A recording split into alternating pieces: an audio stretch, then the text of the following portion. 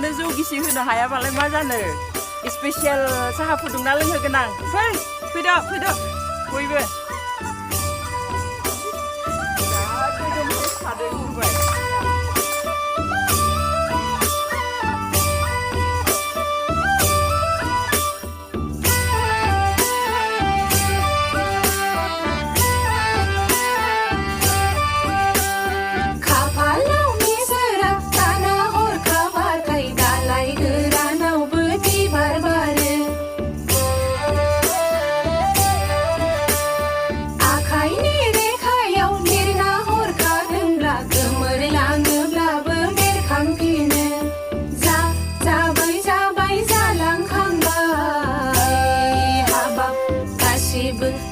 खोथाफोरखौ बावलांजोब्बाय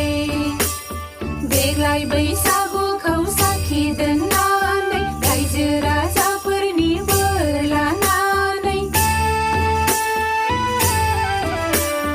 देग्लाय बैसागुखौ साखि दोननानै रायजो राजाफोरनि बोर लानानै रुजु रुमु आलो गोजोन सुजुलांफिनदो दे संसारखौ खाफालाव इसोरा दाना हरखाबाथाय दालाय गोरानावबो बिबार बारो आखाइनि रेखायाव लिरना हरखादोंब्ला गोमोरलाङोब्लाबो बेरखांफिनो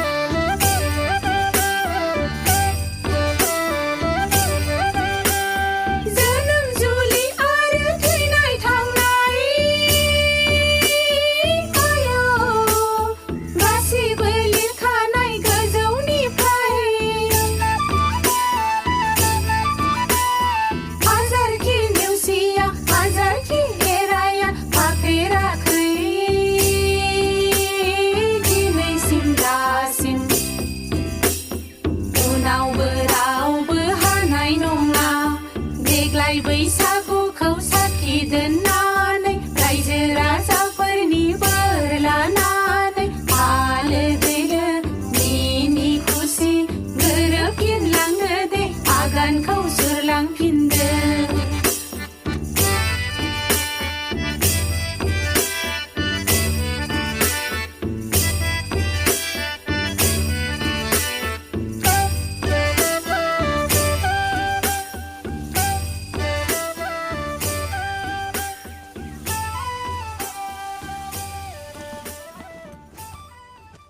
जिउ खुंनायखौ खिथिनानै बे सावथुनखौ बानायनाय जादों सावथुना कमप्लिट जानायनि उनाव जोङो गोबां माने जोंनि भारत हादरनि आरो बाहेरावबो जोङो फेस्टिभेलफोराव हरदों आरो जों जोबोद अनसायनाय मोनदोंमोन बिराद अननाय मोनबाय आरो एप्रिसिएसन मोनबाय बिनिखाय जोङो माने नेक्स्ट स्टेप हिसाबै जों गावसोरनि बर' रायजोफोरनि खाथियाव एबा आसामनि गुबुन गुबुन हारि माहारिनि रायजोफोरनि थाखाय दिन्थिनाय जाबाय बेखौ एम खालामनानैनो सापागुरिनि इउनिभार्सेल हलावबो दिन्थिनाय जाबाय मानोना चिरां ओनसोलाव बे ओनसोलावथ' बिराद बर'फोर दोङो मोजां मोनखागोन होननानै जों सानखादोंमोन आरो मोजां मोनदोंबो बे फार्स्ट उइकआव मोनसेल'सो श'मोन साननै उनाव सानथाम उनाव बिथांमोना श' मोननै खालामना होबाय दायो नैथि सप्तायाव आथिं होबाय दाबो श' मोननैहैनो दोङो मानोना जों रायजोफोरनिफ्राय नायग्राफोरनिफ्राय गोबां अनसायनाय मोनदों बेखौ नुनानैनो हलफोरा माने श'खौ देखायलांगासिनो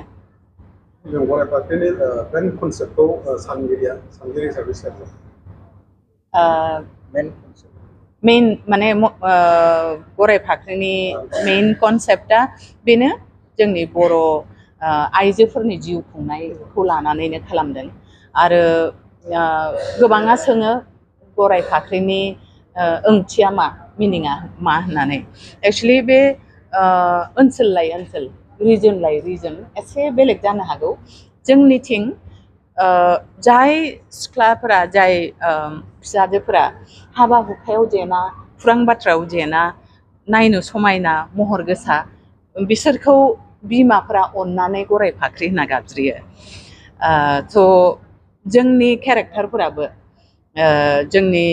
गराय फाख्रियाव नुजानाय केरेक्टारफोराबो बेबादिनो गराय फाख्रि बादिनो आरो खुरां बाथ्रायाव जेना महर मोखाङाव जेना आरो सोब खुरांखौनो खर' गंग्लायनानै मानिना लाया सोंलु सोङो बेफोरबायदि केरेक्टारिस्टिक्स जोंनि केरेक्टारफोरा स' बिनिखायनो गराय फाख्रि मुं दोननाय जाबाय जोंनि सावथुन गोबां रायजो राजाफ्रानो सिनेमा हलाव फ्राय नायनो हाया नायनो लुबैबाबो फैनायनि बेलायाव उसुबिदा जायो दा प्राइभेटनि पाब्लिकनि बेलायाव मार्केटिंनि बेलायाव मा बेबस्था लागोन ओरैनो पाब्लिकसिम मोनहैजोबनो थाखाय नोंथांमोनानो खालामगासिनो बेखौ थेंक इउ बिनि थाखाय रोजा रोजा साबायखर मिडियानि गेजेरजोंनो बिसेसकरि दानि दिनाव ससियेल मिडियाया बिराद स्ट्रं ससियेल मिडियानि थ्रुनो गेजेरजोंनो आरो नोंथांमोननि अननायजोंनो जोङो रायजोफोरनि गेजेराव लांनो हादों बे रादाबखौ सावथुना सोलिगासिनो दोङो इउनिभार्सेल हलजों लोगोसे क'क्राझारनि गल्डआवबो मोनब्रै शो खालामदों दायो आरो PVR सिनेमा सिटि सेन्टाराव मोनसे शो 6 PM आव 6टा बाजियाव होदों साया सिनेमा टंलायाव मोनसेल' श'मोन दा मोननै खालामना होबाय बे गासैबो जाफुंबाय माथ्र जोंनि रायजो राजाफोरनि बर' सावथुन नायनानै मोजां मोनग्रा रायजोफोरनि थाखायनो बे जाफुंदों हलनि अनगायैबो भिलेज लेभेलसिम लांगोन बेथ' लांखांबाय जोङो फुजानि समाव थांनाय बोसोराव जि समाव बर' सावथुनखौ खिथियो गामि गामि थांनानै बे समाव जोंबो खिथिदों नाथाय हलाव जिबादि माने गासैबो बेरखाङो बेबादि गामिफोराव खिथिनायावथ' बेरखाङा हलनि माने प्रजेक्टरा बेलेग एनभाइरनमेन्टआ बेलेग जायो एटमस्फियारा बेलेग जायो हलाव नायनानै मानसिफ्रा साबसिन मोनदों आरो जायफ्रा गामियाव नायदोंमोन जेब्ला हलाव नायफिनदों बिथांमोना होनदों बेबादि मोजांथ' जों फिल खालामाखैमोन बै समाव गमामाथनो मोजांथार माथो सावथुना हलाव नायनानै एसे गम मोनबाय ओरै होननानै बुंदों आरो मा टाइमाव देखायनाय जादों आरो बारायाव देखायनाय मा बारायाव देखायनाय जादों इउनिभार्सेल हलनि खुरां सोंदों 3:30 मोनसे इउनिभार्सेल हलाव आरो मोनसे 5:30 होदों श'खौ बे मोननै श'आ दा जाय जि टाइमखौ सुट खालामो गोरोबो गावबा गाव सोलाबनायजों लानानै माने बे टाइमाव फैनानै नायनो हासिगोन आरो फिल्मखौ जाखांहोनायाव बेसेबांसो खस्थ' मोननांगौ गोनां जादों खस्थ'थ' जाखायो सावथुन दिहुननायाव थाखा फैसा माने फान्ड रेजिंनिफ्राय आदि करे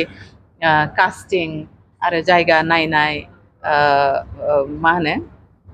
लकेसन हान्टिं बेफोराव गासै टिमखौ गथायसे खालामनायाव जथेस्थ' खस्थ' जायो जोंनि बर' सावथुननि जिथु थासारि जिथु इन्डास्ट्रि होननानै बुंनोसै फिसाहैबाबो बे माने गोरलै अबस्थायावनो दोङोथ' दाबो बेनिखाय जायनो सावथुन दिहुनो जोंल' नङा एसे खस्थ' एक्सट्रा खस्थ' जायो आरो गुबुन माहारिनि सावथुनफोरनिख्रुइ बेसेबांसो खरस जादों खरसखौथ' आं बुंनो हानाय नङा आं लिरगिरि आरो दैदेनगिरिसो जायफ्रा प्रडिउसार बिथांमोनासो खरसनि खाताखौ दोनो नालाय आं बेखौ मिन्थिनो आसामनि अनगायै गुबुन गुबुन जायगाफ्रावबो सेबखांनाय जादों माने शुटिंखौ आसामावल' खालामनाय जादों गामियाव बिसेसकरि गामियाव बांसिनानो गामियाव खालामदों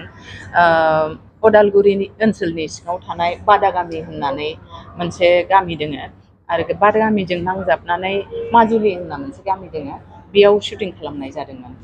आरो गुवाहाटियावबो एसे खालामनाय जादों गराय फाख्रि मुभियाव मेडाम हिसाबै माबायदि रल लादों आं गाव फिसा मोनसे रल लादों नोंथांमोना सावथुनखौ नायबागौ मोनगोन